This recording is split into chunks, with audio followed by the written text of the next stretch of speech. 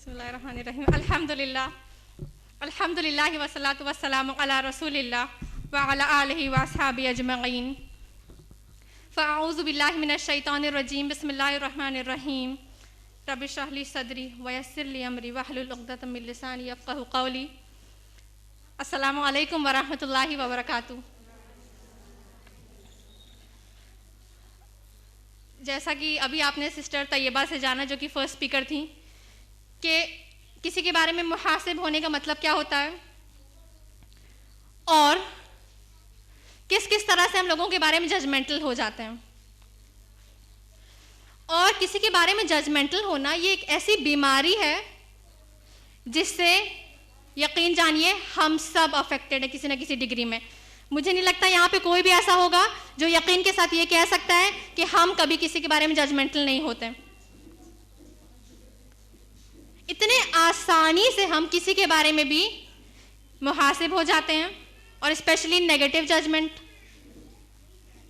बिना कुछ सोचे बिना तहकीक किए पहली नज़र में हमने जिसको जैसा देखा फौरन हम उसके बारे में जजमेंटल हो जाते हैं। और इतना ही नहीं, हम अपने उस जजमेंट को, उस ओपिनियन को दूसरों तक पास भी कर देते हैं, दूसरों तक भी फैला देते हैं। कम से कम 4-5 लोगों को तो ज़रूर बता देते हैं कि ऐसी हैं, वो वैसी हैं, उनको ऐसा देखा, उनको वैसा देखा।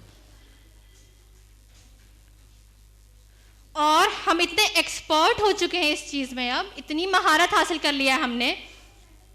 आप बताइएगा अगर मैं गलत कह रही हूँ। हम इतने एक्सपर्ट हो चुके हैं इस चीज़ में कि अब हमारे सामने किसी को भी खड़ा कर दिया जाए, किसी को भी, हम आसानी से उसके बारे में जजमेंट पास कर सकते हैं। चाहे वो देखने में कोई अच्छा मुसलमान हो, चाहे वो प्रैक्टिसिंग मुस्लिम ना हो, चाहे हम उसको जानते हो चाहे ना जानते हो, आराम से हम उसके बारे में जजमेंट पास कर सकते हैं। मैं यहाँ पे खड़ी हूँ, आप में से ज़्यादातर लोग मेरे बारे में कुछ ना कुछ आराम से मेरी कुछ वीकनेस, मेरी कोई नेगेटिविटी ढूंढ सकते हैं, और इसमें कोई बहुत बड़ी बात नहीं है। मैं इंसान हूँ, आप भी इंसान हैं, हम लोग परफेक्ट नहीं हैं। और आप यहाँ खड़े हो जाएंगे माइक लेके तो यही काम मैं भी कर सकती हूँ।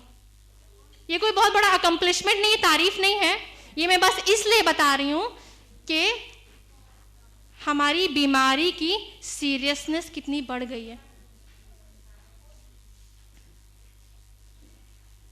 और तो और हम इतने ज़्यादा इस चीज़ में एक्सपर्ट हो गए हैं कि अब हम दाई और स्कॉलर्स, उलमा को भी नहीं छोड़ते हैं। आप कोई भी यूट्यूब वीडियो सुनिए और नीचे कमेंट्स पढ़िए, कितना अफसोस होता है। हर एक के बारे में हम जजमेंटल हो जाते हैं, हर एक के बारे में। और ये लोगों के बारे में इतनी इजीली जजमेंटल हो जाना ये एक बीमारी है, जैसा कि मैंने बताया, और ये एक हार्ट डिजीज है, दिल की बीमारी है। और यहाँ पे जितने लोग मौजूद हैं उसमें से छोटे छोटे बच्चे भी जानते होंगे कि दिल की बीमारी जो होती है वो ज़्यादा सीरियस, ज़्यादा खतरनाक होती है as compare to any other disease.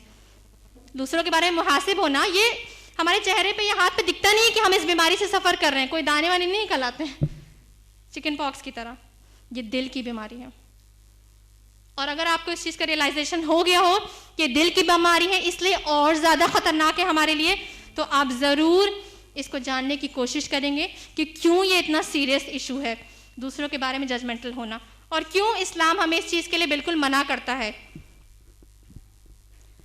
तो मैं अपनी टॉक को स्टार्ट करने से पहले आपको कुरान मजीद की एक आयत बताऊंगी, और उस आयत को आपको मेरे लेक्चर के एंड तक याद रखना है, अपने जहन में रखना है। वो आयत है सूरतुल कहफ की आयत नंबर 103 एंड 104, जिसमें अल्लाह सुब्हानहू व तआला फरमाते हैं, क्या मैं तुम्हें नहीं बता दूं उन लोगों के बारे में जिनके आमाल सबसे ज्यादा खसारे में है। अल्लाह ताला क्वेश्चन कर रहे हैं, और अगली ही आयत में अल्लाह ताला इसका जवाब भी दे रहे हैं कि किनके आमाल सबसे ज्यादा खसारे में है। ये वो लोग हैं जिनके सारे आमाल बर्बाद हो गए और वो इस धोखे में थे कि हम बहुत अच्छे काम कर रहे हैं। तो कहीं ऐसा ना हो हमारी ये सिफत, हमारी ये क्वालिटी कि हम हर एक के बारे में इतनी आसानी से जजमेंटल हो जाते हैं। ऐसा ना हो कि हमारी इस एक बुराई की वजह से हमारे सारे अमाल बर्बाद हो जाएं और हम डे ऑफ जजमेंट तक ये सोचते रहेंगे नहीं हम तो कर रहे थे, ठीक ठाक मुस्लिम्स थे, बहुत सारे अच्छे काम कर रहे थे, कहीं हम इस धोखे में ना रह जाएं। अब इसी आयत को याद रखते हुए बढ़ती हूँ मैं आगे। तो क्यों इतना सीरियस इशू है, क्यों इतनी बड़ी बीमारी, मैं इसको बीमारी क्यों कह रही हूँ और मैं क्यों कह रही हूँ कि दिल की बीमारी है। तो उसको समझने के लिए कई सारे पॉइंट्स हैं, मैंने अपनी टॉक को डिवाइड किया हुआ है, आपको ध्यान से सुनना होगा और बहुत चांसेस है कि बीच में पूछ भी लें हम किसी एक से खड़ा करके। तो पहला पॉइंट कि हम किसी के बारे में जजमेंटल हमें क्यों नहीं होना चाहिए, वो ये है कि हम सब अलग अलग तरह के गुनाह करते हैं, लेकिन करते हैं। आई रिपीट दैट अगेन, हम सब अलग अलग तरह के गुनाह करते हैं, लेकिन सब करते हैं। रसूलुल्लाह सल्लल्लाहु अलैहि वसल्लम ने फरमाया, कुल्लु बनी आदम खत्ताऊन व खैरुल खत्ताइन अत्तवाबून।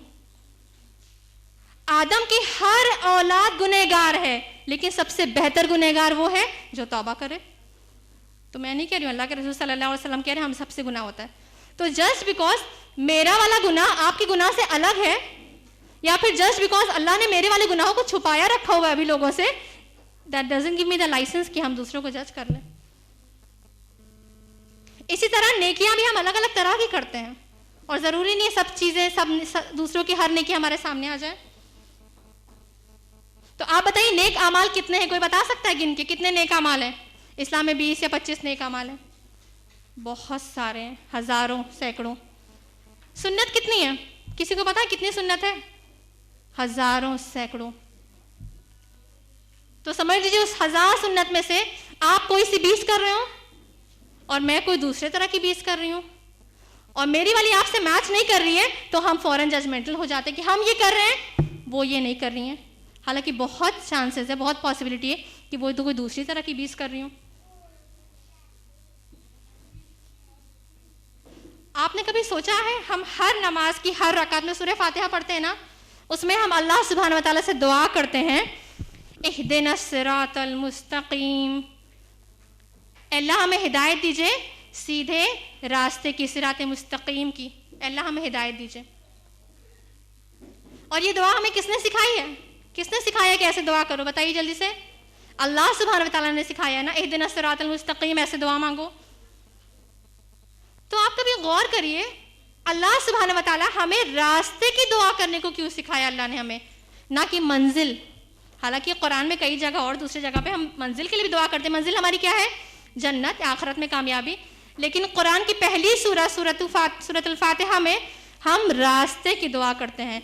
इसके पीछे अल्लाह ताला की इनफाइनाइट विजडम है, बहुत प्रोफाउंड है ये लफ्ज कि अल्लाह हमें रास्ते की दुआ करने को क्यों सिखाता है, ना कि मंजिल की। सिरात इज अ रोड, आप समझते हैं ना, सिरात एक रास्ता है, रोड है। तो आप ये बताइए, एक रोड पे या किसी भी रोड पे क्या आप अकेले रहते हैं, अकेले चलते हैं? कोई ऐसी एक रोड है जिसमें सिर्फ आप अकेले चलते हैं? नहीं, बहुत सारे लोग रहते हैं। ओके, क्या रोड पे आप काउंट कर सकते हैं कितने लोग चल रहे हैं? नहीं। बल्कि अगर आपने काउंट करने की कोशिश किया कि हम तो रोड पे देखें और कौन कौन रोड पे है, तो क्या होगा? एक्सीडेंट हो जाएगा, आपका नुकसान होगा। क्या रोड पे हर कोई कार से ही चलता है? बिल्कुल नहीं। कुछ लोग मोटरसाइकिल से होते हैं कि नहीं? कुछ लोग साइकिल से, कुछ लोग रिक्शे पे बैठते हैं, ई रिक्शे पे बैठते हैं, कुछ लोग पैदल भी जा रहे होते हैं। क्या रोड पे सब लोग सेम स्पीड से चलते हैं लाइन बना के? बिल्कुल नहीं। कोई बहुत दूर छोटा सा दिख रहा होता है, कोई जूम से हमारे बगल से निकल जाता है। तो जस्ट बिकॉज हमें लगता है हम इस रोड पे हैं, इसका मतलब ये बिल्कुल नहीं कि रोड पे और लोग नहीं हैं, या हम ये जज नहीं कर सकते कि कौन कौन उस सिरात पे है, कौन उस पे नहीं है। एक बहुत फेमस मुस्लिम स्कॉलर है मुफ्ती इस्माइल बैंक, जरूर आप लोगों ने उनका नाम सुना होगा, मुफ्ती बैंक। वो इसको बहुत अच्छी मिसाल से समझाते हैं, बहुत प्यारा एग्जाम्पल। वो कहते हैं, समझ लीजिए एक शख्स है जो सड़क पे मर्सिडीज बेंज चला रहा है, या मर्सिडीज का कोई भी लेटेस्ट मॉडल, मर्सिडीज समझते हैं ना आप लोग, एक कार है, और वो बहुत खुश है कि हम तो मर्सिडीज चला रहे हैं हाईवे पे। वो बहुत कॉन्फिडेंट है, बहुत खुश है, जाहिर सी बात है, उसके पास मर्सिडीज है लेटेस्ट मॉडल। और बगल से एक मारुति सुजुकी 800 जा रही थी, समझ लीजिए, या हीरो पुक, और वो अपनी मर्सिडीज जूम से लेके बगल से गुजर गया। वो मारुति 800 धीरे धीरे जा रही थी, जाहिर सी बात है, और जैसे उधर से गुजरा उसने करके निकल गया। थोड़ा ही आगे गया और उसकी गाड़ी का टायर पंक्चर हो गया, मर्सिडीज का टायर पंक्चर हो गया। क्यों हंस क्यों रहे? नहीं हो सकता क्या? अल्लाह नहीं कर सकता ऐसा? बिल्कुल कर सकता है। और उसकी रिपेयरिंग और उसकी गाड़ी को अपने ठीक करने में इतना वक्त लग गया, इतना वो उसमें परेशान हुआ, और उसने देखा वही मारुति 800 धीरे धीरे धीरे धीरे करके बगल से निकल गए और उससे पहले मंजिल तक पहुंच गई। अब इसी मिसाल को स्पिरिचुअल सेंस में लीजिए और अपने अपने ऊपर फिट करके देखिए। हरगिज किसी और को यहाँ पे जहन में मत लाइएगा। अगर ऐसा हो रहा है कि ये लेक्चर सुन रहे हैं तो कोई और हमारे जहन में आ रहा है पूरे टाइम, तो अब तो एक दूसरा लेक्चर की जरूरत है इसके। और हालांकि मैं इसमें आगे बहुत सारे पॉइंट्स क्लियर करूंगी। अब इसी मिसाल को स्पिरिचुअल सेंस में लीजिए। हमें से अक्सर लोगों को लगता है कि हम अपनी वाली मर्सिडीज ड्राइव कर रहे हैं और बाकी सब जो भी हमें जाहिरी तौर पे उससे कम दिखता है हम उसको क्या कंसिडर करते हैं? मारुति 800 या साइकिल, ई रिक्शा भी शायद समझते हो किसी को। हालांकि हमें बिल्कुल भी हक नहीं है कि हम ये डिसाइड कर लें कौन किस डिग्री में, किस लेवल में अल्लाह के करीब पहुंच चुका है। जस्ट बिकॉज हमें लग रहा है कि हम अल्लाह के करीब होने की कोशिश कर रहे हैं, इसका मतलब ये नहीं है कि सामने वाला या बगल वाला ये कोशिश नहीं कर रहा है। अल्लाह सुब्हानहू व तआला ने फरमाया कुरान में सूरह कलम की आयत नंबर 7 में, इन्ना रब्बका हुवा अअलमु बिमन दल्ला अन सबीली, बेशक आपका रब जानता है कि कौन अल्लाह की राह से गुमराह है। आपका रब जानता है कि कौन से रात पे और कौन से रात पे नहीं है, आप नहीं जानते हैं। इन्ना रब्बका हुवा अअलमु, या मैं नहीं जानती। तो ये था पहला पॉइंट मेरा कि हम सब अलग अलग तरह की गुनाह करते हैं और अलग अलग तरह की नेकियां करते हैं। दूसरा पॉइंट गौर से सुनिए, वो ये है कि अल्लाह हमारे सारे गुनाहों को जानता है। क्या इस बात से आप सब अग्री करते हैं? अल्लाह हमारे सारे गुनाहों को जानता है और हम जब किसी को जज करते हैं किस बेसिस पे करते हैं? उसके 1, 2, 3 या मैक्सिमम 4-5 बुराइयां हमारे सामने आ जाती हैं, बस उसके बेसिस पे हम उसे जजमेंट करते हैं उसका। और अल्लाह हमारी कितनी बुराइयों को जानता है? सारे गुनाह जो हम करके भूल चुके होते हैं, जिसके लिए हमने इस्तिग़फ़ार भी नहीं किया, अल्लाह वो भी जानता है। और अल्लाह तो उसे लोगों के सामने एक्सपोज नहीं करता। और अल्लाह सुब्हानहू व तआला अगर ऐसा कर दे तो मैं यहाँ पे खड़ी नहीं हो पाऊंगी और आप यहाँ पे आ नहीं पाएंगे। और अल्लाह सुब्हानहू व तआला ने ये चीज बताई है सूरह फातिर की आयत नंबर 45 में कि अगर अल्लाह सुब्हानहू व तआला लोगों के हर गुनाह पे पकड़ कर ले तो जमीन पे कोई चलने वाला नहीं बचेगा। लेकिन ये तो अल्लाह की रहमत है कि अल्लाह उन्हें मौके देता है। अल्लाह हमें मौके देता है, अल्लाह फौरन पकड़ नहीं करता। अल्लाह एक्सपेक्ट करते हैं कि हम आप अपने गुनाहों से माफ़ी मांग लें, तौबा कर लें, इस्तिग़फ़ार कर लें और अपने अमाल की इस्लाह कर लें। अल्लाह तो हमसे ये उम्मीद करते हैं, हम इसका चांस भी देते हैं, लेकिन हम लोगों से ये उम्मीद नहीं करते हैं। और चांस देना तो बहुत दूर की बात है। तो कम से कम इतना तो करें कि उनके ऐबों को, उनके गुनाहों को दूसरों के सामने ज़ाहिर ना करें। रसूलुल्लाह सल्लल्लाहु अलैहि वसल्लम की हदीस है, सही मुस्लिम की हदीस नंबर 2544, जिसमें आप सल्लल्लाहु अलैहि वसल्लम ने फरमाया, जो कोई भी दूसरे मुसलमान के ऐबों पे, उसकी बुराइयों पे, उसके गुनाहों पे पर्दा डालेगा, अल्लाह सुब्हानहू व तआला उसके गुनाहों पे पर्दा डालेगा दुनिया और आखिरत में। ये बहुत बड़ा मोटिवेशन है कि नहीं हमारे लिए? रोज़े आखिरत इमेजिन करिए, डे ऑफ जजमेंट का दिन, जब हम सब खड़े होंगे अल्लाह के आगे और कितने कितने गुनाहों का बोझ लेके खड़े होंगे।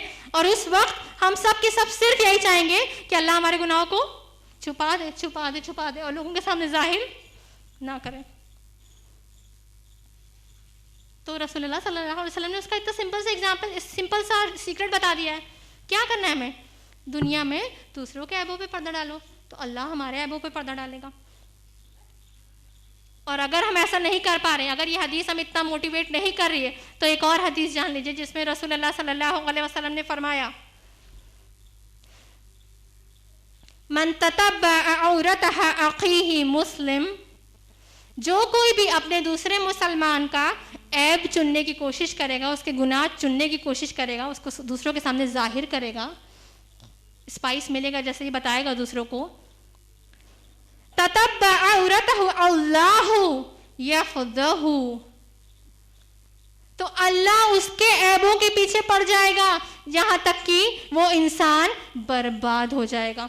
और एक दूसरे नरेशन में आता है यहां तक कि वो इंसान अपने खुद के घर में भी रुस्वा हो जाएगा। अब थोड़ा सा खौफ लगा?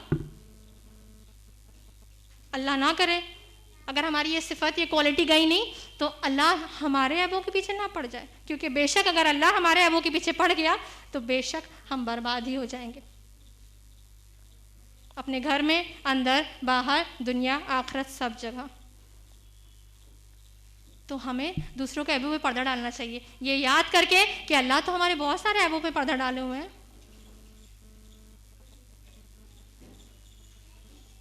तीसरा पॉइंट वो ये है कि अल्लाह सुब्हान व तआला कैन टर्न पीपल्स हार्ट।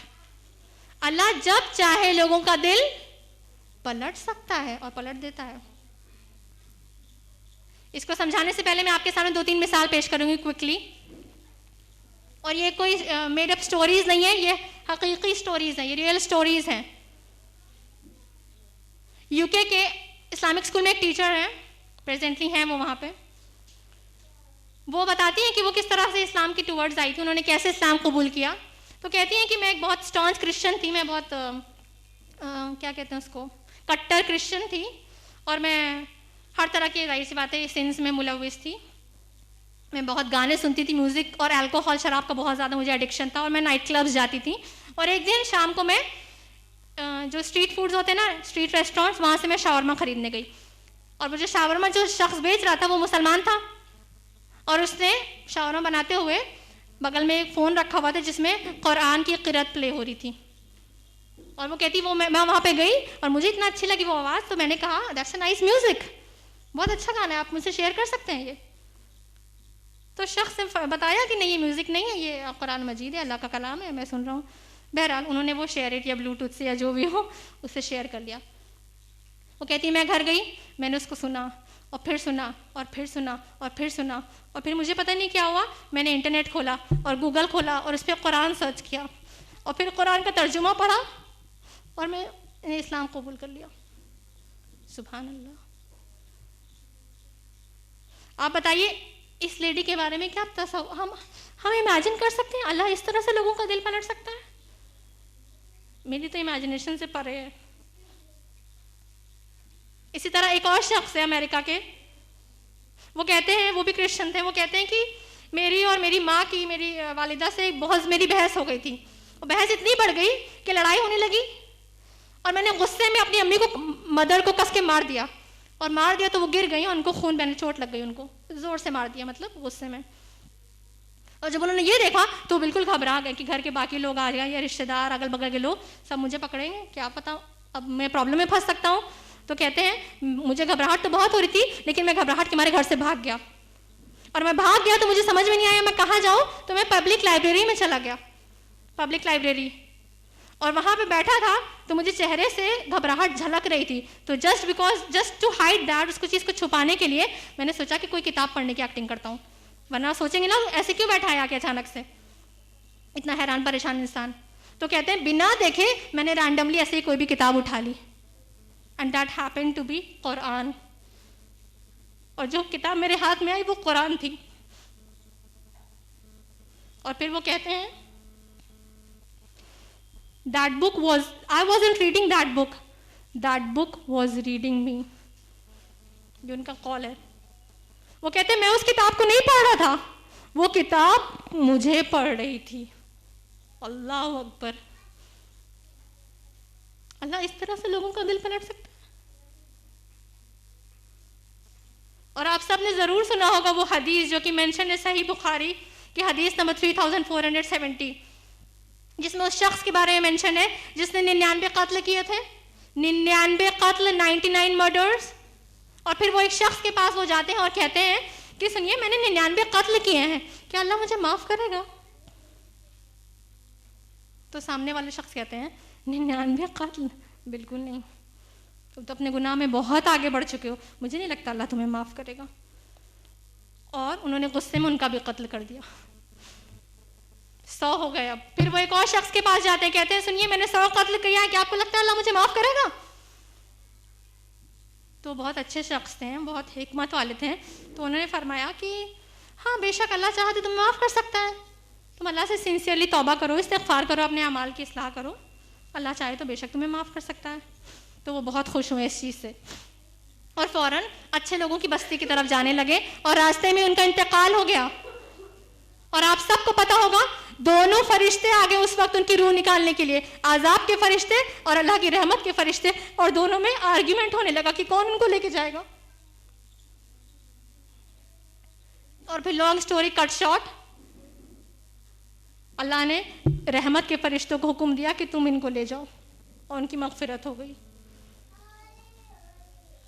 अल्लाह इस तरह से लोगों का दिल पलट सकता है। और हम में से किसी ने 99 कत्ल तो क्या कोई एक कत्ल भी नहीं किया है ना? आप मुझे बताइए यहाँ पे कोई भी ऐसे शख्स को जानता है जिसने एक मर्डर कर दिया हो? कोई भी ऐसे किसी को जानते हैं आप? शायद एक दो लोग हों।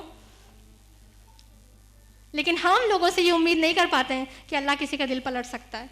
हम फौरन उनको जज कर लेते हैं।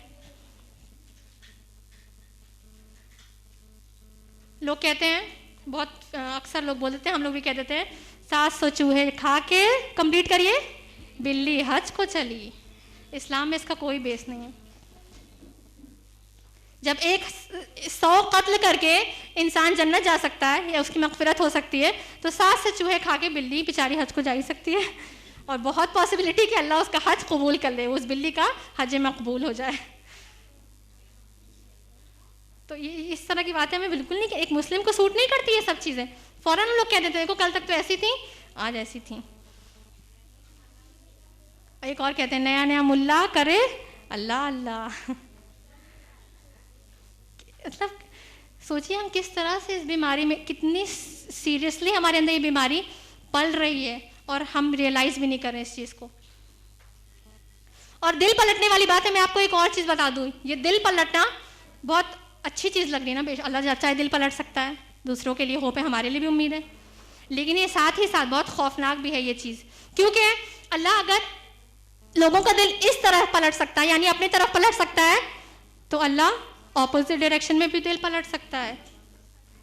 कभी इस कॉन्फिडेंस में मत रहिएगा कि जो अमाल आज आप कर रहे हैं, जो नेकियां आप कर रहे हैं, वो ता क़यामत करते रहेंगे। कभी इस कॉन्फिडेंस से मत रहिएगा, कभी नहीं। अल्लाह जब चाहे हमारा और आपका दिल भी पलट सकता है। कभी मत रहिएगा कि इस लेवल पे पहुंच गए तो इसके नीचे नहीं आ सकते हैं।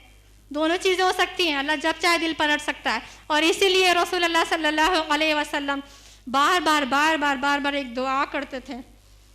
सोचिए रसूलुल्लाह सल्लल्लाहु अलैहि वसल्लम, और हदीस में आता है कि ये this was the most like frequently repeated दुआ। अल्लाह के रसूल सल्लल्लाहु अलैहि वसल्लम सबसे ज़्यादा ये दुआ पढ़ते हुए जो पाया गया वो ये दुआ थी। क्या थी वो दुआ?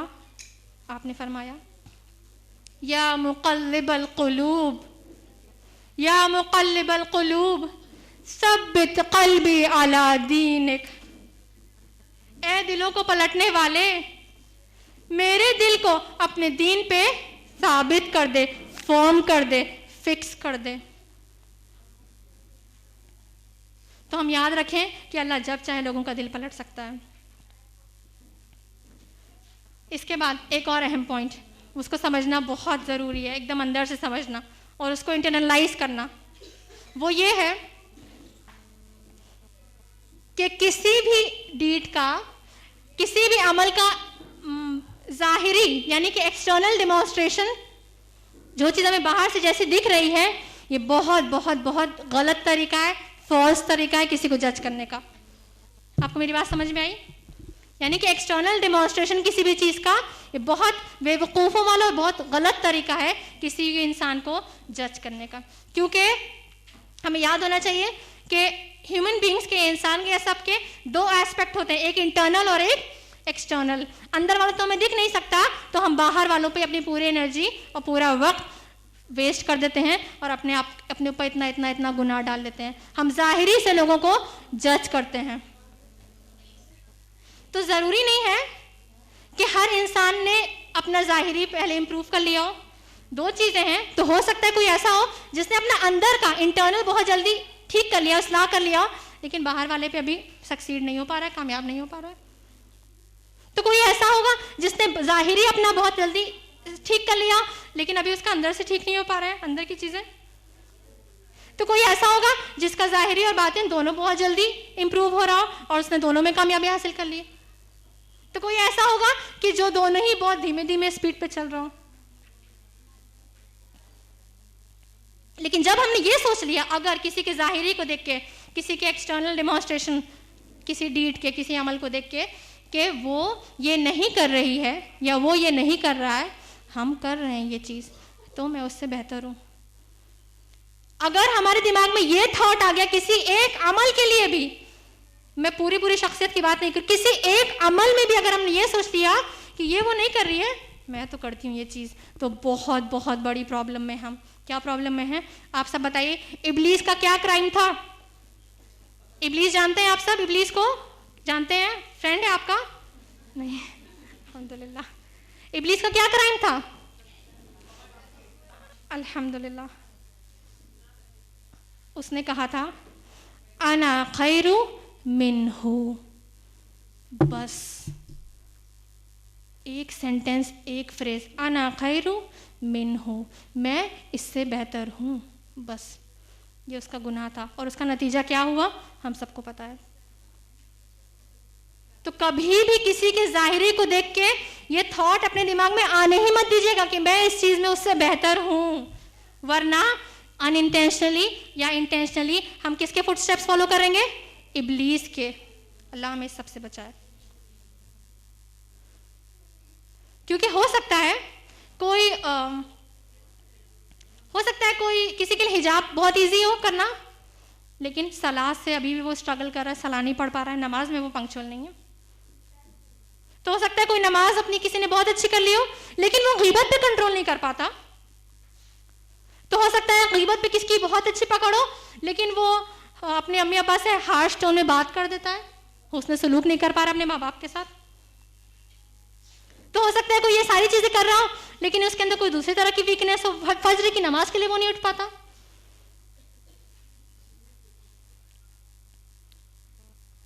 और ये भी हो सकता है कि जिसको हम देख के जज करते हैं, उसका एक अमल हमारे 10 अमल से बेहतर हो सकता है। Because Allah values quality over quantity.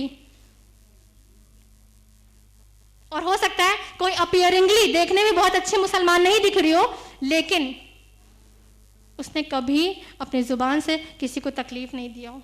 और एक हम है, ना जाने कितने लोगों के दिल में मेरे लिए अभी भी तकलीफ हो, हमने उनको तकलीफ दिया हो, वो अभी भी वो ग्रज लेके बैठे हुए, और क्या पता वो रोज़े आखिरत सामने आए और हम भूल भी गए और हमने उसके लिए माफ़ी तक नहीं मांगी।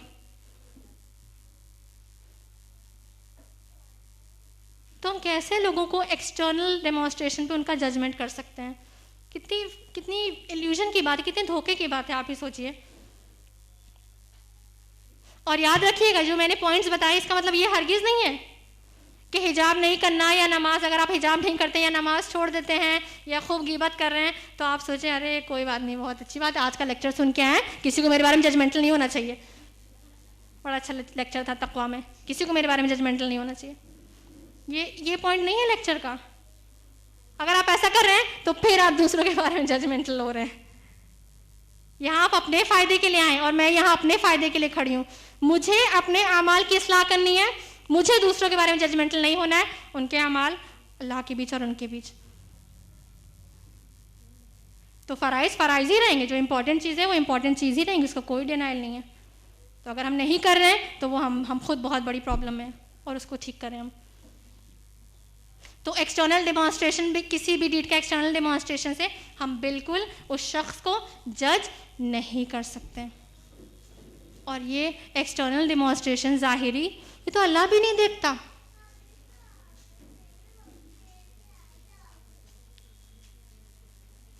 रसूलुल्लाह सल्लल्लाहु अलैहि वसल्लम की हदीस है, हदीस नंबर 2564, जिसमें आप सल्लल्लाहु अलैहि वसल्लम ने फरमाया, बेशक अल्लाह नहीं देखता है तुम्हारे सूरत को, तुम्हारे ज़ाहिर को, कैसे दिख रहे हो, कितने प्यारे हो, कितने गोरे हो, कितने काले हो। बेशक अल्लाह नहीं देखता है तुम्हारे सूरत को, ना तुम्हारे माल को, बल्कि वो तो देखता है तुम्हारे दिलों को और तुम्हारे आमाल को। जो चीज़ अल्लाह नहीं देखता, जिस चीज़ की अल्लाह की नज़र में कोई वैल्यू नहीं है, हम उस पर इतना ओवरली फोकस क्यों करते हैं? तो ये था एक बहुत इंपॉर्टेंट पॉइंट। नेक्स्ट अहम पॉइंट वो ये है कि अगर अल्लाह ज़ाहिरी को नहीं देखता, एक्सटर्नल चीज़ों को नहीं देखता, तो अल्लाह क्या देखता है? आप लोग बताइए, अल्लाह क्या देखता है फिर? अभी आपने सुना, दिलों को देखता है। और दिल में क्या होता है? तक़वा। दिल में क्या होती है? नीयत।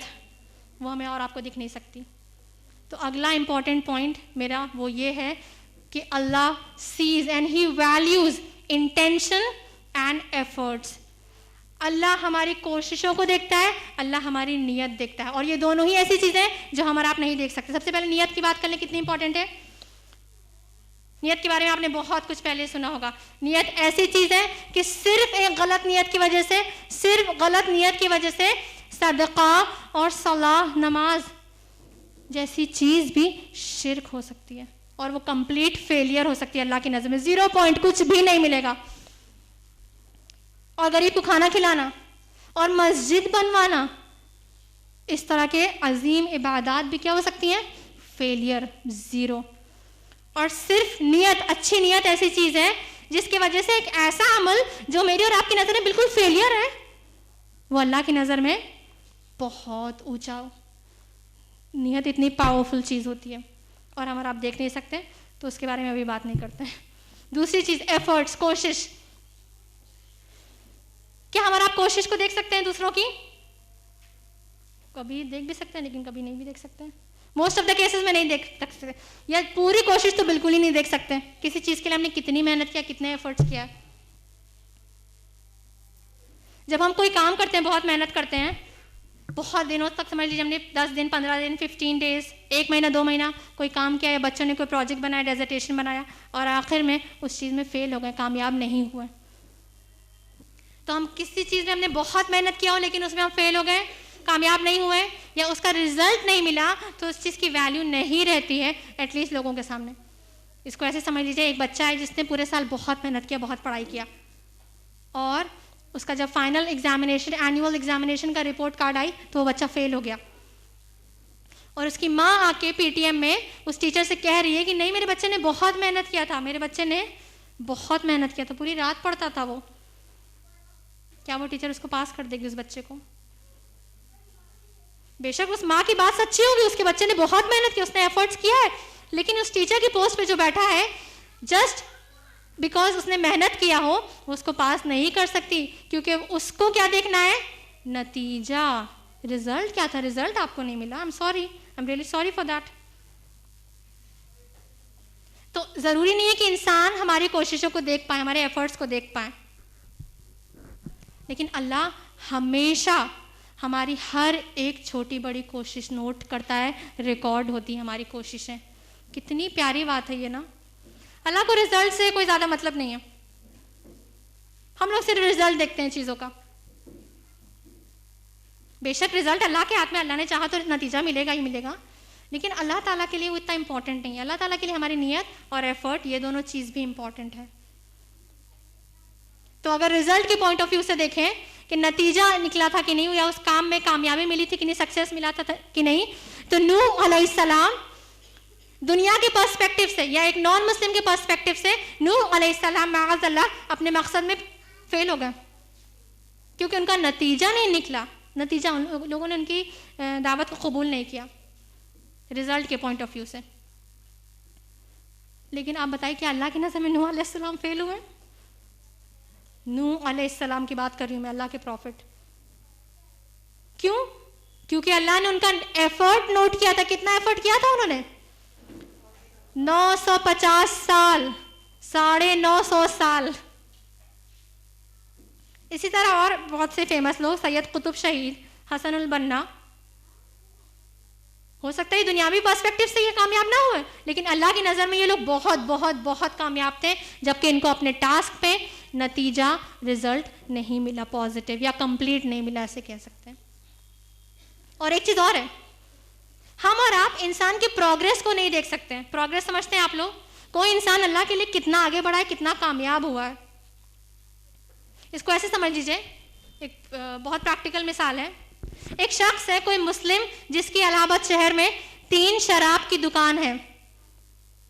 तीन जगह पे वो शराब बेचता, शराब की दुकान। हमारा आप उसको कैसे समझेंगे? ऑनेस्टली बताइएगा। बहुत बुरा समझेंगे, शायद काफिर और मुनाफिक समझें, और शायद हम उसका डेस्टिनेशन भी समझ लेंगे कहाँ पहुँचेंगे वो। अल्लाह अकबर, मुसलमान और शराब, तीन दिन दुकानें खोले हुए इलाहाबाद में। अब सेम मिसाल है, सेम स्टोरी है। यही शख्स की 2 महीने पहले इलाहाबाद शहर में 15 शराब की दुकानें थीं, और सिर्फ अल्लाह के लिए वो अपनी एक एक दुकान को बंद कर रहे हैं। उनके लिए बहुत मुश्किल है, क्योंकि उनके पास अभी कोई जरिया नहीं है रिज़्क़ का, उनको नजर नहीं आ रहा है। लेकिन सिर्फ अल्लाह की मोहब्बत के लिए और अल्लाह के खौफ से वो अपनी एक एक दुकान बंद कर रहे हैं, और 15 से 3 पे पहुंचे हैं। तो आप बताइए, मेरी और आपकी नज़र में तो वो क्या होंगे? 3 शराब की दुकान। लेकिन अल्लाह की नज़र में वो शख्स कैसा होगा?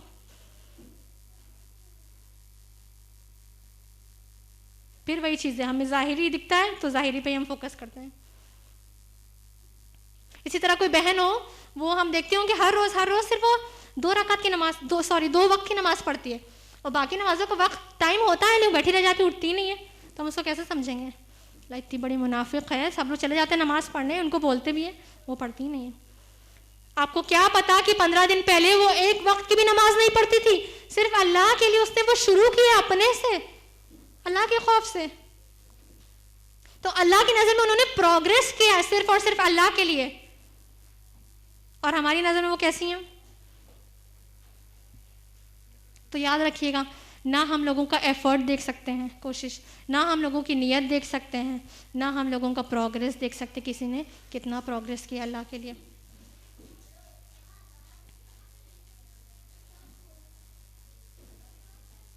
और आखिर में एक और पॉइंट है, आखिर मतलब मेरे लेक्चर का आखिर पॉइंट नहीं, हमें क्यों लोगों के बारे में जजमेंटल नहीं होना चाहिए, इसके बारे में आखिर पॉइंट। और इसके बाद मैं शॉर्ट में इंशाल्लाह आपको कुछ प्रैक्टिकल टिप्स बताऊंगी कि हम कैसे इस चीज़ से अपने आप को बचाएं।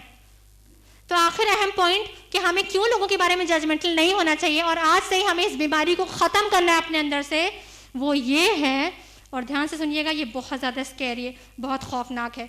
वो ये है कि judging others based on their past sins is a सुन्नह ऑफ फिरऔन। फिर से मैं बता रही हूँ, लोगों को किसी 1, 2 या 3 गुनाहों के बेसिस पे उनको जज करना, जो उनसे पहले हो गया हो या अभी हो रहा हो, उसके बेसिस पे उनको जज करना, ये फिरऔन की सुन्नत है।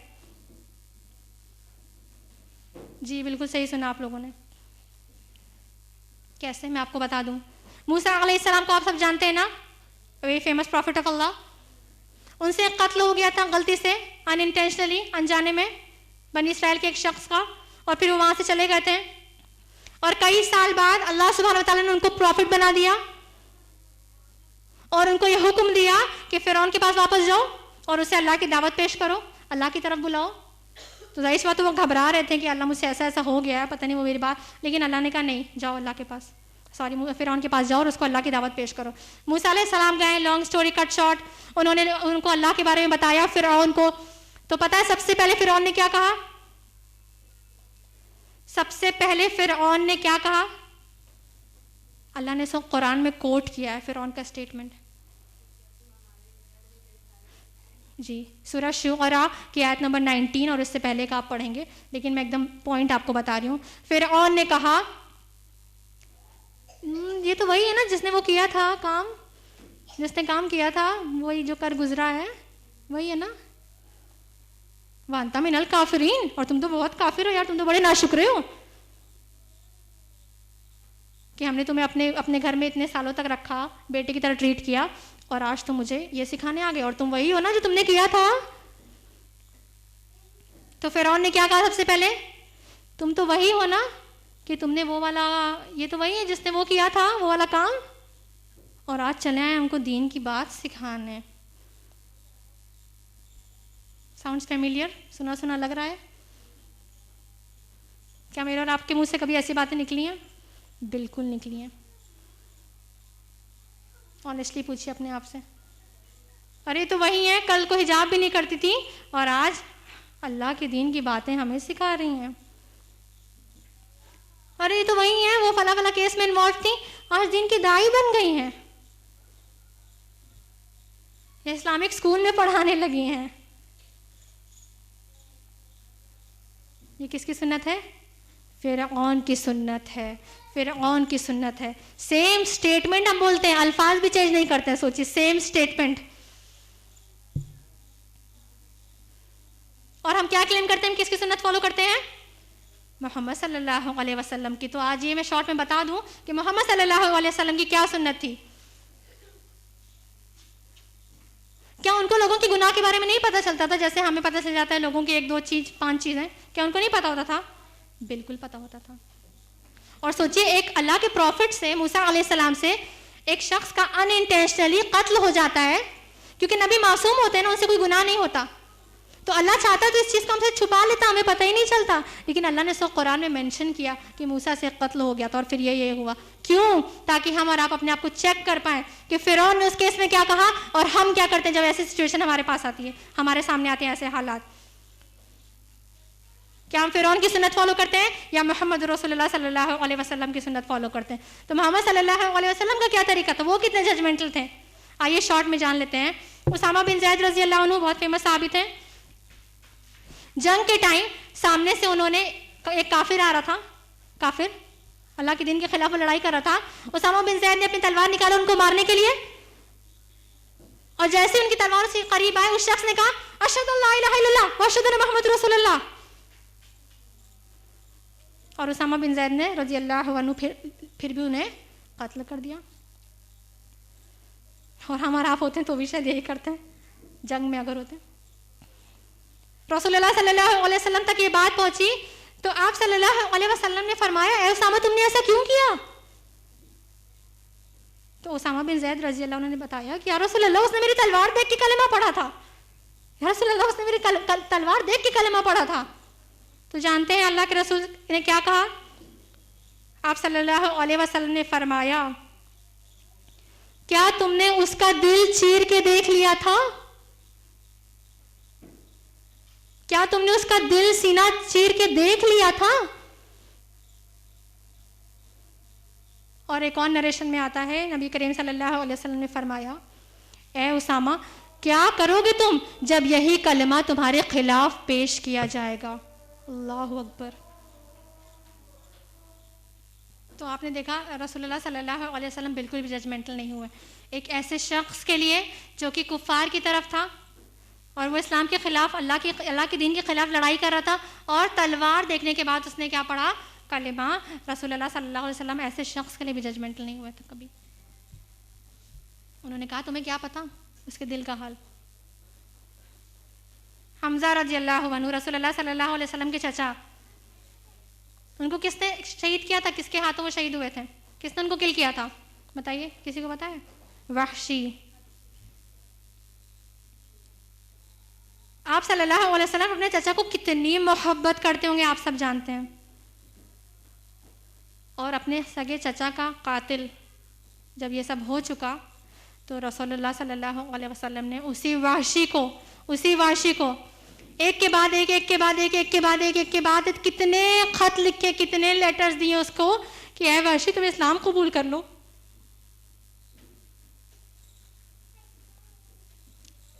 आप सोचिए, हम ऐसी चीज़ें इमेजिन कर सकते हैं? अल्लाह ना करे, अल्लाह बचाए हम सबको, हमारे किसी फैमिली, हमारे चाचा को कोई कातिल हो, हम उसके बारे में ऐसा सोच सकते हैं कि हम बार बार कोशिश करें और उसको बार बार दावत दें इस्लाम की, और साफ पाक दिल से? रसूलुल्लाह सल्लल्लाहु अलैहि वसल्लम ने कितने ही उसको लेटर्स भेजे तो इस्लाम कबूल कर लो ऐसी, क्योंकि उनको पता था जिस दिन वो शख्स इस्लाम कबूल कर लेगा अल्लाह उसके प्रीवियस सारे गुनाहों को माफ कर देगा। लेकिन हम और आप इस चीज़ को डाइजेस्ट नहीं कर पाते हैं। बचपन से लोग मुस्लिम हैं, जिनको भी हम जानते हैं बचपन के तो मुसलमान हैं, वो लोग ऐसा तो नहीं है कि हम ये सोच रहे हो अब इस्लाम कबूल कर लेंगे। तो बचपन से जो लोग मुसलमान हैं उनसे भी हम ये उम्मीद नहीं कर पाते कि अल्लाह उनके गुनाहों को माफ़ कर देगा। हिंद का नाम आपने सुना होगा, उसी चचा का, रसूलुल्लाह सल्लल्लाहु अलैहि वसल्लम के चचा हमजा रज़ियल्लाहु अन्हु का क्या किया था? उसने कलेजा चीर के चबाया था, उनकी बॉडी शहीद होने के बाद काटा पीटा था, म्यूटिलेट किया था। बाद में इसी हिंद ने इस्लाम कबूल कर लिया। क्या आपने कभी सीरत में पढ़ा कि अल्लाह के रसूल सल्लल्लाहु अलैहि वसल्लम ने यह कहा हो कि ऐसी औरत जिसने मेरे चाचा के साथ इतना बुरा किया था, इतनी गंदी हरकत की थी, ये इस्लाम में इन्होंने इस्लाम कबूल किया? क्या आप सल्लल्लाहु अलैहि वसल्लम ने कभी ऐसा कहा? बिल्कुल नहीं। What did he say? अहलन व सहलन, अल्लाह के दीन में वेलकम है। खालिद बिन वलीद रज़ियल्लाहु अन्हु, जंग उहद के टाइम पे उनके हाथों से कितने लोगों का कत्ल हुआ था, कितने मुसलमानों का? आप सल्लल्लाहु अलैहि वसल्लम उनके बारे में कभी जजमेंटल हुए? तुमने कितने कत्ल किए हैं खालिद, तुम कैसे मुसलमान हो सकते हो? तुम्हारे क्या होगा उन गुनाहों का? कभी नहीं। इस्लामिक आर्मी का कमांडर बनाते थे और उनको लक़ब दिया द सोर्ड ऑफ अल्लाह, अल्लाह की तलवार। उमर बिन खत्ताब रज़ियल्लाहु अन्हु, इस्लाम कबूल करने से पहले वो कैसे थे? आपने पढ़ा है सीरत में। वो खुद कहते हैं कि मैं बहुत बड़ा वुमनाइजर था, बहुत सी औरतों से मेरी दोस्ती थी और मैं शराब का बहुत बड़ा एडिक्ट था। इस्लाम कबूल कर लिया सिक्स्थ ईयर ऑफ प्रॉफिटहुड। क्या आपने सुना मोहम्मद सल्लल्लाहु अलैहि वसल्लम ने कभी कहा उमर रज़ी अल्लाह अन्हु के बारे में, इतना बड़ा शराबी थे पहले, ये क्या क्या किया है? और खुद मुझे किल करने आ रहे थे, याद है? मोहम्मद सल्लल्लाहु अलैहि वसल्लम को मारने के लिए जा रहे थे तलवार लेके अपनी। क्या आप सल्लल्लाहु अलैहि वसल्लम ने कभी ऐसा कहा? कभी नहीं, एक लफ्ज भी नहीं। और वल्लाही मुझे लगता है कि हम और आप अगर उस वक्त पे होते तो हम इन सब को जज करते हैं। हम मूसा अलैहिस्सलाम को भी जज करते वल्लाही, और उमर रजी अल्लाह अन्हु को भी, और खालिद बिन वलीद को भी, और हिंद को भी, और वाशी को भी, क्योंकि हमारे अंदर तो ये बीमारी इतनी ज़्यादा कॉमन हो चुकी है ना। क्योंकि हम तो फिरौन की सुन्नत फॉलो कर रहे हैं ना, और कहते हैं कि नबी करीम सल्लल्लाहु अलैहि वसल्लम की सुन्नत फॉलो करते हैं। तो आगे से जब भी ऐसी कोई चीज़ हो तो याद रखें ये पॉइंट कि एक्चुअली हमें किसकी सुन्नत फॉलो करनी है। और अब अपने टॉक के एंड में मैं आपको कुछ प्रैक्टिकल टिप्स बताऊंगी कि जब ऐसी कोई सिचुएशन, ऐसे कोई हालात हमारे सामने आए, क्योंकि ज़ाहिरी तौर पे इसका हम डिनाई नहीं कर सकते कि ऐसी चीज़ें हमारे सामने आएंगी ही आएंगी। कोई ऐसी सिस्टर हमारा, कोई ऐसा शख्स जो हमारे सामने आएगा, फ़ौरन शैतान हमें कहेगा, ये थॉट डालेगा कि इनके बारे में एक नेगेटिव ओपिनियन फॉर्म कर लो, ये ऐसी हैं, वो वैसी हैं।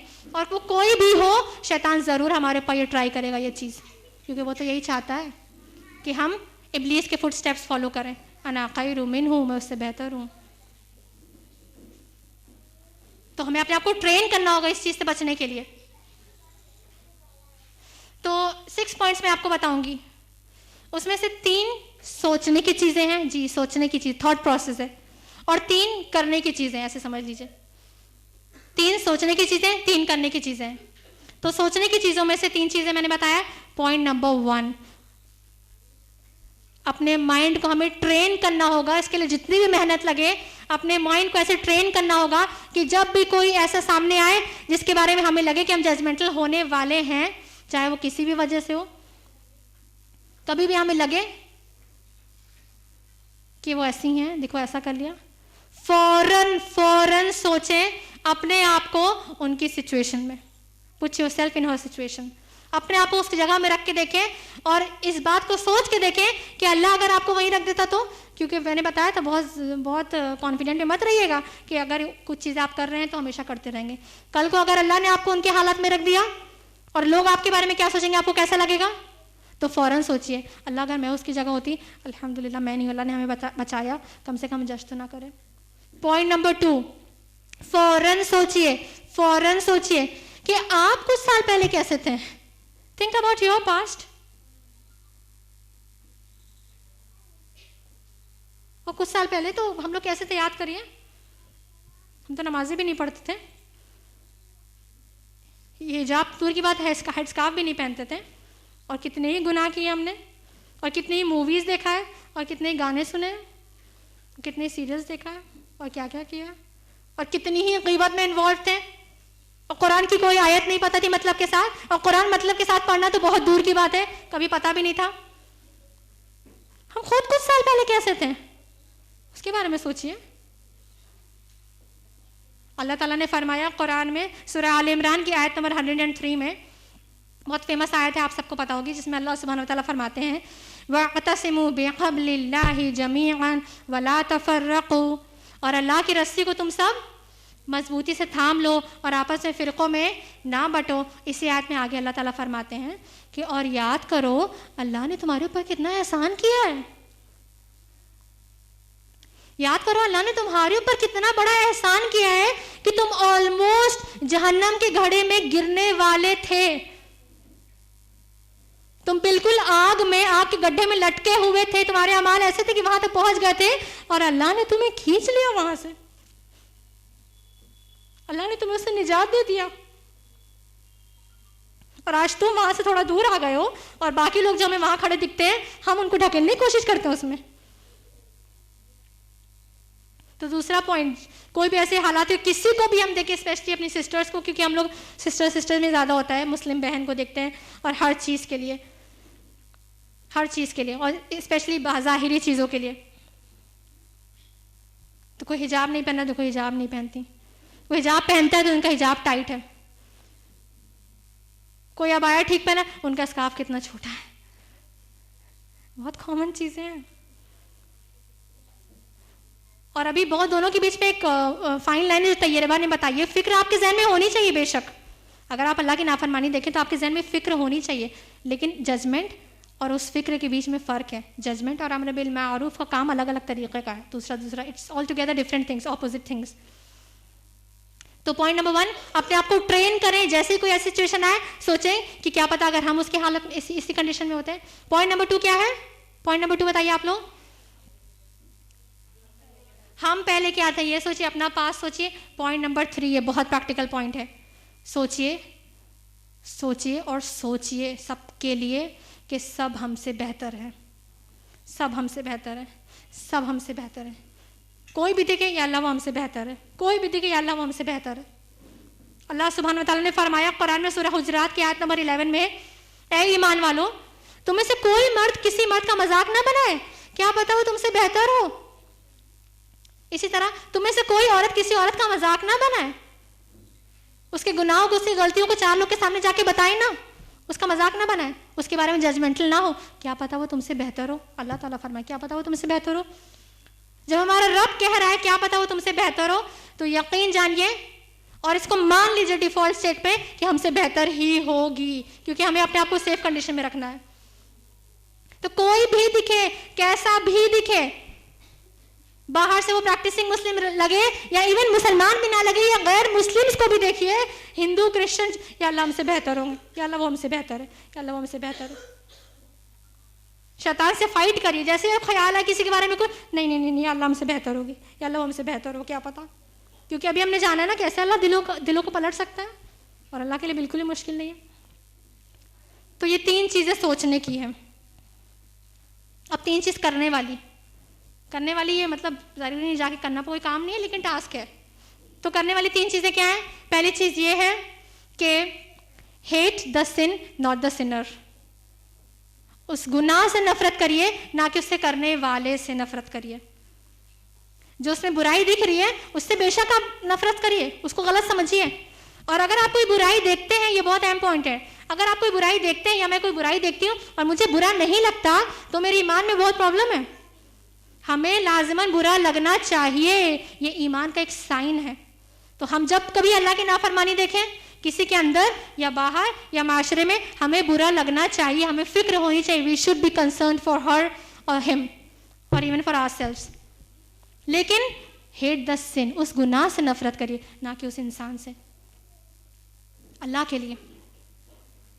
रसूलुल्लाह सल्लल्लाहु अलैहि वसल्लम की हदीस है, हदीस नंबर 4681 अबू दाऊद की, जिसमें आप सल्लल्लाहु अलैहि वसल्लम ने फरमाया, मन अहब्बा अल्लाही, जिसने अल्लाह के लिए मोहब्बत किया, व अबग़ज़ अल्लाही, और अल्लाह के लिए नफरत किया, व अअता अल्लाही, और अल्लाह के लिए किसी को कुछ दिया, व मना अल्लाही, और अल्लाह के लिए कोई चीज़ रोक लिया, फ़क़द इस्तकमल ईमान, तो शख्स ने अपना ईमान मुकम्मल कर लिया, कंप्लीट कर लिया, उसका ईमान पूरा हो गया।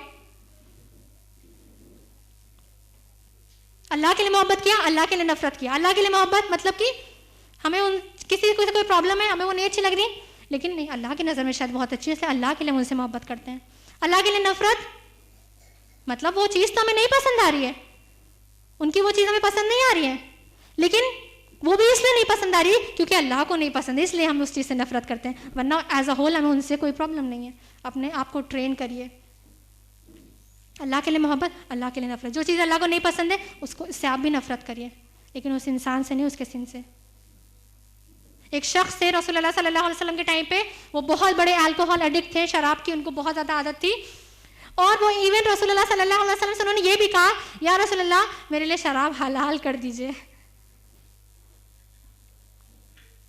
और हर वक्त जाके नबी करीम सल्लल्लाहु अलैहि वसल्लम के बगल में बैठ जाते थे। और सहाबा को बहुत गुस्सा आता था क्योंकि हर वक्त शराब पी रहे थे और उनके मुंह से शराब की बदबू आती थी। सहाबा बहुत अपसेट होते थे इस चीज़ से, बहुत गुस्सा होते थे और कई बार उनको वहां से हटाने की कोशिश भी करते थे। कम से कम ये मेरे मोहम्मद सल्लल्लाहु अलैहि वसल्लम हमारे नबी से दूर बैठे। जानते हैं एक दिन रसूलुल्लाह सल्लल्लाहु अलैहि वसल्लम ने क्या कहा अपने सहाबा को? आपने फरमाया, दऊ फइन्नहु युहिब्बुल्लाहु व रसूलहु, छोड़ दो उस शख्स को, जाने दो, वो अल्लाह और उसके रसूल से मोहब्बत करता है। तो आपने देखा उसके अंदर बहुत बड़ी बुराई थी, लेकिन अल्लाह के रसूल सल्लल्लाहु अलैहि वसल्लम उसको इस चीज़ पे जज नहीं करते थे, उससे नफरत नहीं करते थे। हाँ बेशक उसके अंदर वो बुराई है, उससे मैं भी नफरत करता हूँ, लेकिन वो अल्लाह और उसके रसूल से मोहब्बत करता है। तो ये था पहला पॉइंट, करने वाली चीज़ का, hate the sin and not the sinner. Point number 2 वो ये है कि अगर आप वाकई अल्लाह के लिए मोहब्बत और अल्लाह के लिए नफरत कर रहे हैं तो आप उस शख्स की, उस पर्सन की जब भी कोई ऐसी बुराई देखेंगे तो प्राइवेट एडवाइसिंग करेंगे और बहुत बहुत ज़्यादा दुआ करेंगे, उसको अकेले में जाके समझाएंगे उसकी उस बुराई के लिए, उसकी इस गलती के लिए, और उसको बहुत ज़्यादा उसके लिए दुआ करेंगे अगर आप वाकई अल्लाह के लिए ये चीज़ करें। और अगर किसी की कोई बुराई पता चली और उस शख्स के पास जाने से पहले, अपनी उस बहन के पास जाने से पहले, उसको समझाने से पहले हमने 4, 5, 6 और लोगों को वो बुराई बता दी, तो समझ लीजिए हम हो गए जजमेंटल, बहुत हाई डिग्री के, तो बहुत गुनाह हो गए हमसे। तो सबसे पहले उसको अप्रोच करें जिसकी वो गलती थी, जिसकी वो बुराई थी, अगर आप वाकई अल्लाह के लिए चीज़ कर रहे हैं और फिरौन के लिए नहीं और इब्लीस के लिए नहीं। और जैसा मैंने बताया, बुराई देखें और आपको बुरा ना लगे तो भी बहुत बड़ी प्रॉब्लम है, आपको बुरा लगना चाहिए। और इसीलिए अम्र बिल मारूफ व नही अनिल मुनकर का काम हम सबका फर्ज है, ऑब्लिगेटरी है, ये इसको छोड़ नहीं सकते। जैसा कि अभी तैयबा ने बहुत क्लियरली बताया, तो आप उसको समझाएं अकेले में जाके, रिस्पेक्टफुल वे में, उसको तकलीफ ना हो, उसको ख़राब ना लगे, उसको इंसल्ट ना फील हो, बहुत जेंटल वे में, नियत आपकी वही अल्लाह के लिए। और एक और अहम पॉइंट जान लीजिए, अगर ये हमारे साथ होता है, अगर हमारी कोई गलती, हमारे कोई गुनाह पे कोई आके हमें टोकता है, प्राइवेट एडवाइसिंग करता है और हमें ख़राब लग जाता है, हमें गुस्सा आ जाता है, we hate this, if we hate that, तो खुद हमारे ईमान में बहुत बड़ी प्रॉब्लम है। फिर वही बात होगी, अना खैरुम मिन्हु, मैं इससे बेहतर हूँ, ये मुझे क्या बता रही है। तो ये 2 वे प्रोसेस है, हमें भी ये काम करना है अकेले में, बहुत प्यार से किसी को उसको डायरेक्टली अप्रोच करें। अल्लाह सुब्हानहू व तआला ने कुरान में फरमाया, सूरह हुजुरात की आयत नंबर 10 में, जो आपने अभी क़िरात समात फरमाई थी स्टार्टिंग में, इन्नमल मुमिनूना इख्वतुन, बेशक तमाम मोमिन आपस में इख्वान है, ब्रदर्स है, भाई है, फैमिली है, सारे बिलीवर्स हम सब एक फैमिली है। हमारी फैमिली में कोई गलती करता है, कोई गुनाह करता है, हम तो नहीं जाके उसको दूसरों को बताते फौरन 4 लोगों को, कैसे उसको छुपा छुपा के रखते हैं ना। अल्लाह के रसूल अल्लाह सुब्हानहू व तआला फरमा रहे हैं कि तमाम मोमिन लोग सब मुस्लिम एक फैमिली हैं। तो एक फैमिली के बारे में तो इतना ज़्यादा पोजेसिव हो रहे हैं, उनके सारे फ्लॉस को हाइड कर रहे हैं, और दूसरी फैमिली के लोग को बिल्कुल फैमिली से बाहर ही कर दिया। तो हमें अकेले में बहुत हिकमत के साथ उन्हें समझाना, और ये समझाना भी बहुत ज़रूरी, याद रखिएगा, लेकिन जजमेंटल नहीं होना है। सेकंड पॉइंट था ये, लास्ट पॉइंट क्या करना है हमें, वो ये है, बहुत हाई लेवल का है, सुनिएगा।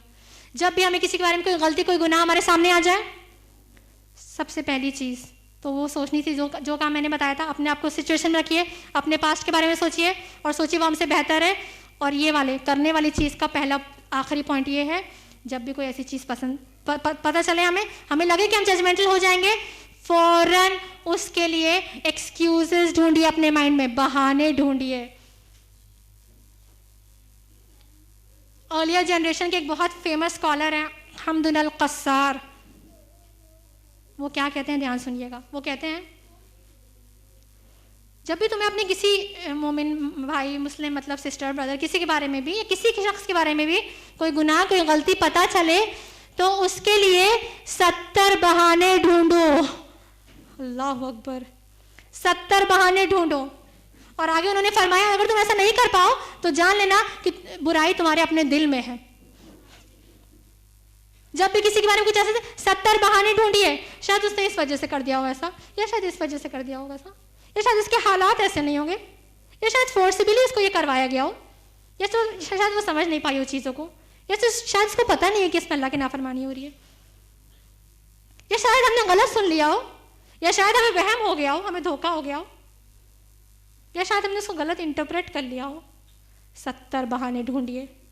मुझे पता है ये हम लोगों के लिए प्रैक्टिकली इम्पॉसिबल है। 70 बहाने, कम से कम एक बहाना तो ढूंढे।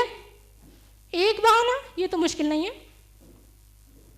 किसी की कोई बुराई दिखे, कम से कम एक बहाना ढूंढिए, शायद उसने इस वजह से ऐसा कर लिया हो। जजमेंटल नहीं हुई है, और फिर जाहिर सी बात है उसके लिए वो काम तो करना ही है आपको, अम्र बिल मारूफ व नही अनिल मुनकर का काम प्राइवेटली, अकेले में। और कभी कभी आपको पब्लिक में भी चीज़ें बतानी होंगी, किसी की बुराई, किसी का गुनाह। जब कोई क्रिमिनल केस हो, क्रिमिनल केस समझते हैं आप लोग ना, या फिर किसी का जुल्म, कोई किसी के ऊपर कोई जुल्म हो रहा हो, किसी की हक तलफी हो रही है, किसी का हक कोई मार रहा हो, या किसी का नुकसान हो रहा हो और आपको डर हो उसका नुकसान हो सकता है या खुद अपना नुकसान हो सकता है, तो जाहिर सी बात है आपको पब्लिकली भी वो चीज़ें बतानी होगी। अदर देन दैट उसको प्राइवेट रखिए, जजमेंटल नहीं होइए। आपको ये बात समझ में आ गई इन दोनों के बीच में डिफरेंस? जाहिर सी बात है कुछ ऐसी चीज़ें जिसके बारे में 70 बहाने नहीं ढूंढेंगे और नहीं ढूंढना चाहिए। आपके घर कोई चोर आता है चोरी करने, तो आप ये नहीं कहेंगे 70 बार कर ले, शायद इस वजह से किया होगा या इस वजह से किया होगा। तो जब 71st टाइम चोरी करेगा तब उसको रोकेंगे। Obviously it's very very illogical. या कोई आपको गाली दे रहा है तो 70 गाली का वेट करें। हमदुन अल क़स्सार ने कहा है अपना ईमान इतना बढ़ाना है। ऑब्वियसली नो, आप उसी वक्त उसको स्टॉप करिए। या बच्चों को समझाने के लिए, बच्चे गलत कर रहे हैं तो 70 बहाने मत ढूंढिए, वो आपकी ड्यूटी है। मैं बाकी लोगों की बात करूँ इन जनरल। और इन सब के साथ एक काम, हमें जजमेंटल नहीं होना, आपको ये समझ में आया ना? और एक काम हमें करना ही करना है, वो ये है खुद अपने लिए जजमेंटल होना है। अगर आप यहाँ से ये समझ के उठ गए कि बहुत अच्छा लेक्चर था, हिरा मैम थी और तैयबा मैम थी, उन्होंने ये बताया, हम जो भी करें, जैसे भी हमारे किसी को हमारे बारे में जजमेंटल नहीं होना चाहिए, मज़ा ही आ गया आज तो। आपको और ढीला करना मेरा मकसद नहीं था। आप यहाँ पे अपनी इस्लाह करने आई हो और मैं अपने आप को यहाँ पे अपनी इस्लाह, अपने आप को इम्प्रूव करने आई हूँ। तो ये हमारे लिए इस कंडीशन में कि हम दूसरों के लिए जजमेंटल ना हो, लेकिन अपने बारे में हमें बहुत स्ट्रिक्टली जजमेंटल होना ही होना है। क्योंकि अगर हम चाहें ऐसा या हम ना चाहें, हमें याद रहे, हमें ना याद रहे, एक दिन ज़रूर ऐसा आएगा जब हम सब मर जाएंगे, और एक दिन ज़रूर ऐसा आएगा जब हम दोबारा ज़िंदा किए जाएंगे और हम वापस अपने रब के सामने खड़े किए जाएंगे और मेरा और आपका जजमेंट होगा। चाहे हम इस चीज़ को पसंद करें चाहे ना करें, एक दिन ज़रूर ऐसा आएगा और हमारे सारे अमाल अल्लाह के आगे पेश किए जाएंगे, छोटे बड़े हर चीज़। और इसीलिए उमर बिन खत्ताब रज़ियल्लाहु अन्हु अक्सर ये चीज़ कहते थे, हासिबु अनफुसकुम क़ब्ल अन तुहासबु, अपना हिसाब कर लो इससे पहले कि तुम्हारा हिसाब लिया जाए। कितनी इंपॉर्टेंट बात है। तो एक दिन तो हिसाब लिया ही जाएगा हमारा, उससे पहले अपना हिसाब कर लो। तो एवरी डे या वंस इन अ वीक, हर रोज रात को जो आपको सूटेबल लगे अपना हिसाब करिए। कल से हम कुछ इंप्रूव हुए कि नहीं, आज लास्ट वीक से कुछ इंप्रूवमेंट दिखा हमारे अंदर कि नहीं, क्या क्या गलतियां कर रहे हैं, क्या क्या हमारी शॉर्ट कमिंग्स हैं, किस किस जगह अल्लाह को नाराज कर रहे हैं, क्या क्या फराइज छोड़ रहे हैं, क्या क्या हम और बेटरमेंट कर सकते हैं, हम क्या बातें करते हैं, कितने कॉन्शियस रहते हैं हम ग़ीबत के लिए, अपनी ज़ुबान की कितनी हिफाजत करते हैं, और रिश्तेदारों के और माँ बाप के कितने हुकूक हम पूरे कर रहे हैं, और किस डिग्री में अल्लाह के ऑर्डर्स को फॉलो कर रहे हैं, और हमारा हिजाब कैसा है और हमारी नमाज की क्वालिटी कैसी है। हर चीज़ का मुहासबा करिए, हर चीज़ का जजमेंट करिए अपना, और बहुत स्ट्रिक्टली। तो अपना मुहासबा हमें करना ही करना है। तो मैं अपनी टॉक को एक बहुत प्यारी हदीस के साथ कंक्लूड करना चाहूँगी। हदीस है अबू दाऊद की हदीस नंबर 4941, जिसमें आप सल्लल्लाहु अलैहि वसल्लम ने फरमाया, तुम ज़मीन वालों पे रहम करो और आसमान वाला यानी अल्लाह तुम पे रहम करेगा। कितनी प्यारी चीज़ है। तुम ज़मीन वालों पे रहम करो, अल्लाह तुम पे रहम करेगा। हम सब अल्लाह की रहमत चाहते हैं कि नहीं? अल्लाह की रहमत एक ऐसी चीज़ है कि सिर्फ एक वो चीज़ मिल जाए तो किसी और चीज़ की ज़रूरत ही नहीं हमें। तो आप सल्लल्लाहु अलैहि वसल्लम फरमाया तुम ज़मीन वालों पे रहम करो। अल्लाह तो हम पे बहुत रहम करता है ना। अल्लाह तो हमारे गुनाहों को नहीं एक्सपोज करता। अल्लाह हमारे बारे में कभी जजमेंटल नहीं होते। हम अपने ऊपर तो बहुत ईजीनेस चाहते हैं, बहुत आसानी चाहते हैं, और दूसरों के लिए बिल्कुल भी आसानी, बहुत सख्ती कर देते हैं। अगर हमारे बारे में कोई जजमेंटल होता है, हमारी कोई चीज़ एक्सपोज हो गई अल्लाह ना करे किसी के सामने, हमारा कोई गुनाह, तो हम कैसे बहाने बनाते हैं, देखा है आपने? नहीं ऐसा इस वजह से हमने किया था, इस वजह से ऐसा हो गया था, वैसा करते हैं कि नहीं? अपने लिए तो 70 एक्सक्यूजेस ढूंढ ही लेते हैं कम से कम। दूसरों के बारे में कुछ पता चला, फौरन at the very first moment judgmental हो जाते हैं हम। अपने लिए तो बहुत मर्सी चाहते हैं लोगों की, हमारे ऊपर इजी रहे, और दूसरों के लिए हम बिल्कुल भी रहमदिली नहीं करते। तो अल्लाह के रसूल सल्लल्लाहु अलैहि वसल्लम ने फरमाया तुम लोगों पे रहम करो तो आसमान वाला तुम्हारे ऊपर रहमत करेगा।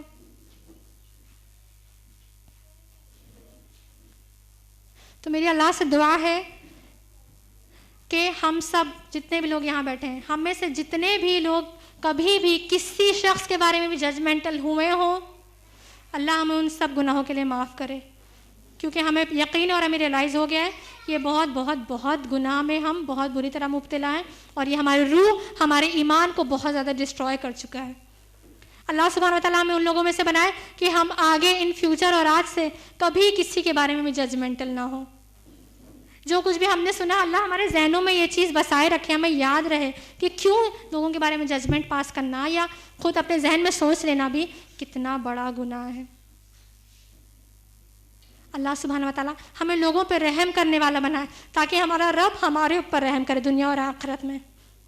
अल्लाह हमें उन लोगों में से बनाए कि जब भी हमें किसी का कोई ऐब, कोई बुराई, कोई गुनाह पता चले तो हम उस पर पर्दा डालें, ताकि रोज़ आखिरत अल्लाह हमारे गुनाहों पे पर्दा डाले।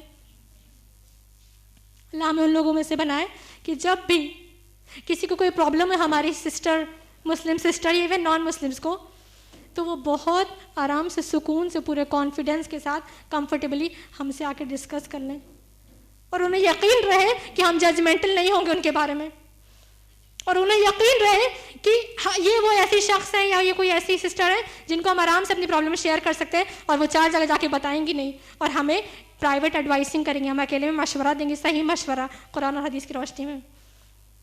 अल्लाह हमें उन लोगों में से बनाए कि हम अपने दूसरे मुसलमान भाई बहनों के लिए, सिर्फ बहनों के लिए, अल्लाह होप का ज़रिया बने, उम्मीद का ज़रिया बने।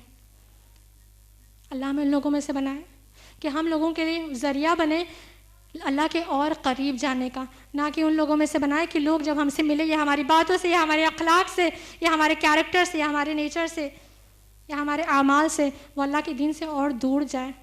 अल्लाह हमें इन लोगों में से हरगिज़ ना बनाए।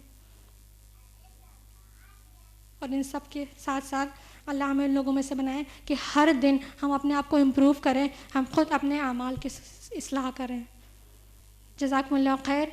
वस्सलामु अलैकुम वरहमतुल्लाहि वबरकातुहू।